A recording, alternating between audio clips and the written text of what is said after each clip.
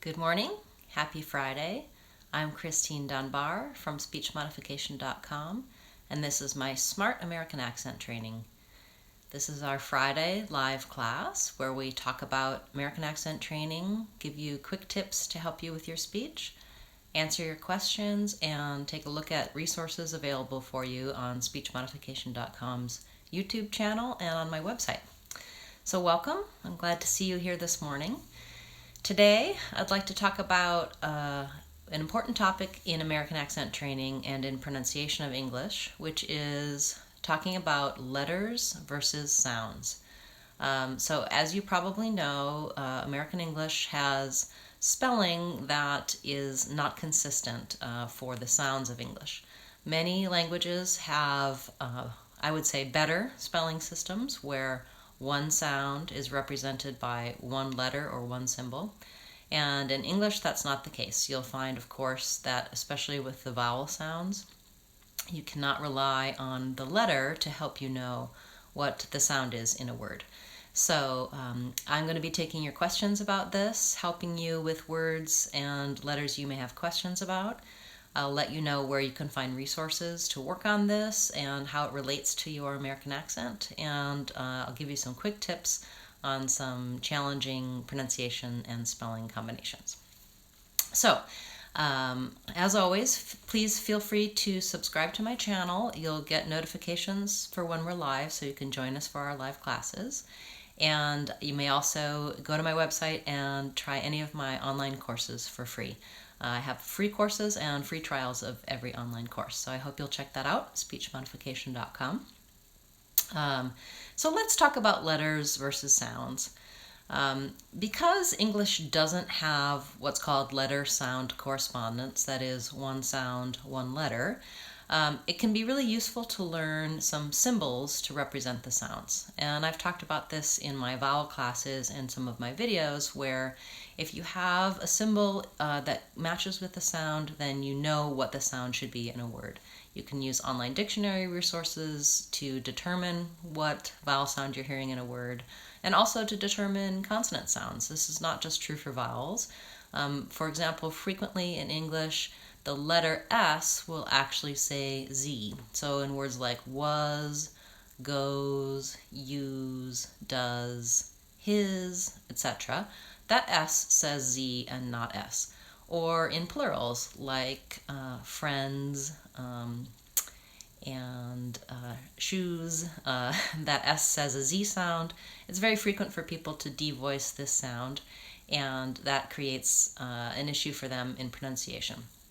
So, if you learn the symbol that Z in the IPA says Z, then you can look in a dictionary and see whether that letter S in the spelled word says S or says Z. I also have listed in the description for this video, and I'll put it in the corner after I'm finished, I have a resource on my website where you can look at letters, for example, letter A or letter O, and see what different sounds it can make. You can see examples of these sounds, and then also you can learn the IPA symbols. So you can go to the symbol, hear examples of words with the symbol. That's really helpful for starting to figure out vowel sounds and sorting and pronunciation. Oftentimes, spelling can trick us into using the wrong sound in a word. So certainly sometimes we have accent patterns that are due to our native language, where we're always inconsistently saying a certain vowel sound or mispronouncing a certain consonant sound. But for some people, there are certain words where the spelling makes us pronounce it incorrectly, when really we are capable and could easily be making the correct pronunciation. For example, when people see the letters OO, they often think of the OO sound. This sound, OO, is represented by the U, the lowercase u in IPA. But sometimes OO actually says the letter represented by the Greek U in the IPA. So, for example, in the words book and good and look, we don't say an oo vowel. It's not look or good. It's good and look, the vowel. What I suggest for when you're approaching words that have OO is to learn which words have that vowel, because there are fewer of them. And if you learn about 12 words that have the rest of the time you're safe in guessing that it's going to be an oo sound when you have the O. Mr. Challenge says, some American English teachers pronounce the article the like duh. Is it right? No, actually it's not correct. The correct pronunciation for the is always with a voiced th sound, the th pronunciation. You will occasionally hear American speakers saying duh in slang, like da best, da kind. That is very informal. It's slang and it's not commonly used, nor is it correct. So I would say that if you have a teacher that's saying to use duh instead of the, that you should ignore that teacher. You want to sound professional and you want to be well understood by Americans. Now, Americans can definitely understand you if you're using a D sound, a duh instead of a the. It doesn't really affect how you're understood, but it makes your speech sound incorrect, immature. That's a sound that American children sometimes have difficulty with, and so they will say a duh sound, you're welcome, instead of a the sound. You really want to aim for that the on all those words, the, that, those, etc.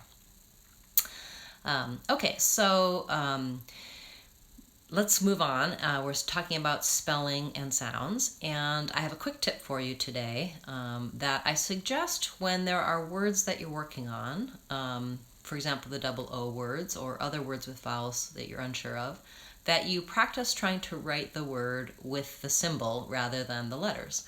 That way you'll have a way to represent that word in your mind and to hold on to what vowel sound you should have. So for example, with the OO words, I'm going to get a pen here to show you.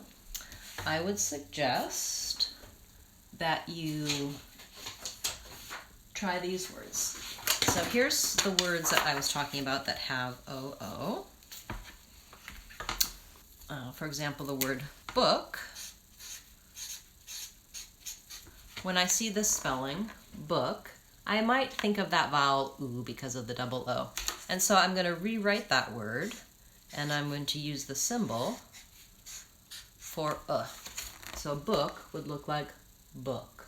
This is just an exercise to try for certain words to help you get a different pronunciation and to think about the sound. Another example, the words look, good, foot, would.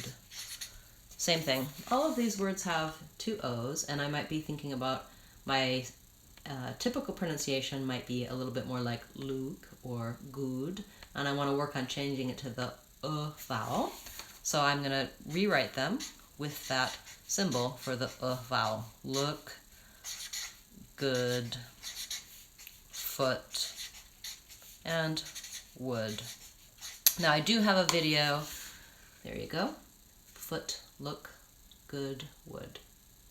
I do have a video that will help you with pronouncing the oo and vowels and distinguishing them. I'll put that in the corner. And that's one of my Sounds of English videos where I talk you through the differences between those two vowels. That's not my focus here today, but it's definitely something that you might need help with and will help you practice. What I'm going to have you practice with me today is saying some of these vowels and knowing which words have it. So we wrote some down. Let's go through the words that will help you identify the OO words that have So try book. Mr. Challenge says, should we teach children the short vowels at the beginning? Are you talking about in reading? I'm thinking that you probably are. And that is one approach that reading teachers will do with children. In terms of the spelling, yes. Basically, at the beginning, you're going to be using a combination of teaching reading with sight words, where there's going to be certain words that they just need to memorize and recognize. and then other words where they are using phonics, they are sounding them out. Depending on the age of your children, I would see what they're doing in school, because the teachers will have different approaches. A lot of teachers now, a lot of schools have very good phonics programs where they teach kids certain rules to help them with spelling. And if your kids are growing up in the US and hearing American English, then they already have the sound system and the pronunciation correct. And spelling and reading is a completely different skill set. So yes, that the one way that American schools used to teach and may still teach is by calling certain vowels short vowels and long vowels, and that's fine for kids if they have the sound system. I don't like it for adults with pronunciation because it makes adults think that, for example, short I, the I sound, it makes them think that they need to do a short duration on that vowel, and that's not the case. So I do have people that will say E and E, and they think that E is the I vowel, short vowel. The language is just a little bit confusing for adults. So I know I'm not answering your question that well for teaching your children, but perhaps I can send you an email with more description about reading and teaching. I think it's best for parents to try to be consistent with what's happening at school so that the kids get a consistent message about sounds and vowels when reading.